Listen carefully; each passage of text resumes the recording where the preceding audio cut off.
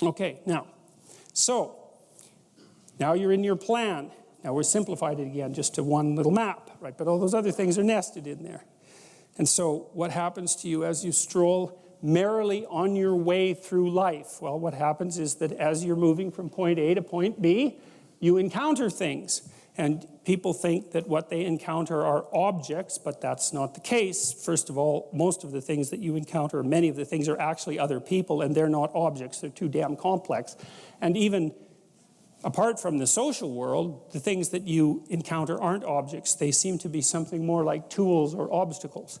And I don't mean that we see objects and turn them into tools or obstacles. I mean that we see tools and obstacles, because what happens is that when you array yourself towards a goal, then the world transforms itself into things that get in the way of that goal, and three things. Things that get in the way of the goal. Those are things you don't like. Things that facilitate your movement towards the goal. Those are things that you like. And irrelevant things. And mostly you want irrelevant things, because there's just too damn many things. So the category of irrelevant is one you really like. So most of everything is irrelevant if you have a good plan. A few things are good because they move you forward, and some other things are not so good. You want to go around the not so good things if you can manage them, unless you like to run head forth into like brick walls, which is not particularly, it's a learning experience, but I wouldn't repeat it too many times. You want the world to array itself as a set of, we could say, tools. Now, what happens is that you have this perceptual system that's mediated by dopamine. It's the same system that cocaine activates, or methamphetamine, or the drugs that people really like to take. And it's the dopaminergic system that responds with positive emotion to indications that you've encountered something that will facilitate your movement towards a goal. And that's really important to know, because people tend to think that they're happy because they achieve goals, and that's not true. What's true, because as soon as you achieve a goal, then you have a problem, which is what's the next goal. And that's actually a big problem. You encounter that as soon as you graduate from university, for example. That's right. I made this joke before. Graduation day, you're like king of the university hierarchy, undergraduate hierarchy.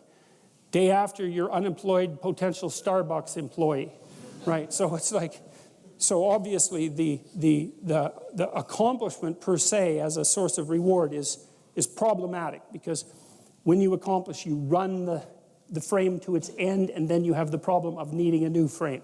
So that's a problem. But if what you're encountering instead are things that will move you along your way, it's like, hey, that's great, and that's where you get your positive motivation. And so that's really that's so much worth thinking about. You can think about that for a year, and that wouldn't even be enough to think about it, because here's what it means.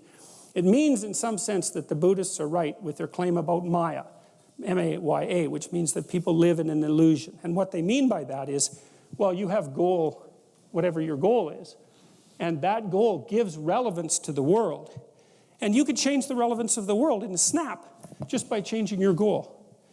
You can do that. And so then you think, well, it's sort of an illusion because you can just change it. Now, you don't want to push that line of argumentation too far, because even if the specific point can be changed, the fact that you're in one of these frames cannot be changed.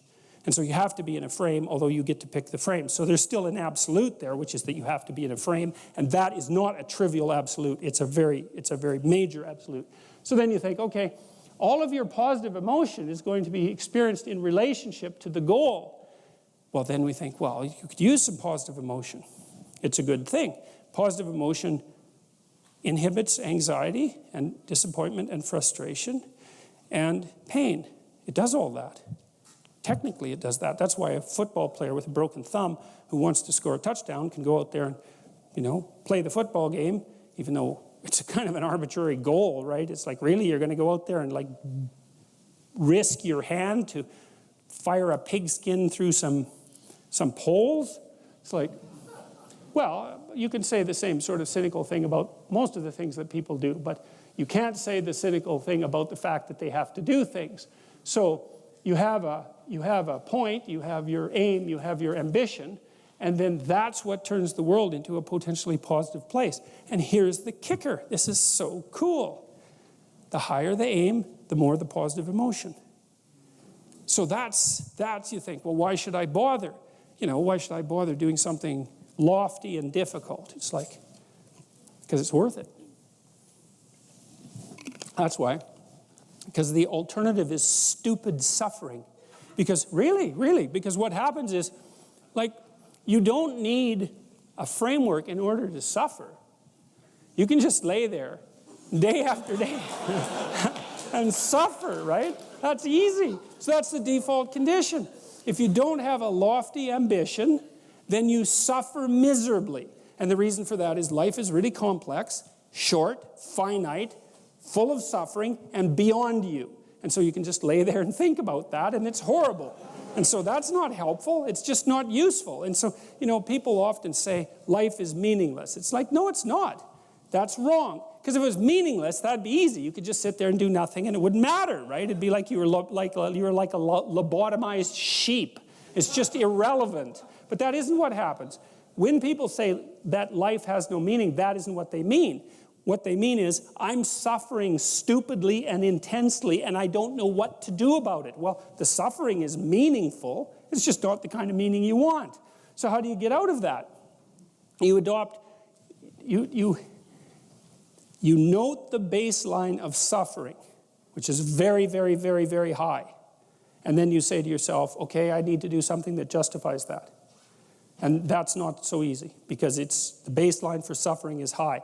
If you're going to make something of yourself, let's say, so that it's worthwhile to exist in the world, then you have to aim at something that's so well structured that you can say, yeah, earthquakes, cancer, death of my family, dissolution of my goals, ultimate futility of life, and the heat death of the universe. Hey, it doesn't matter, it's worth it. All right.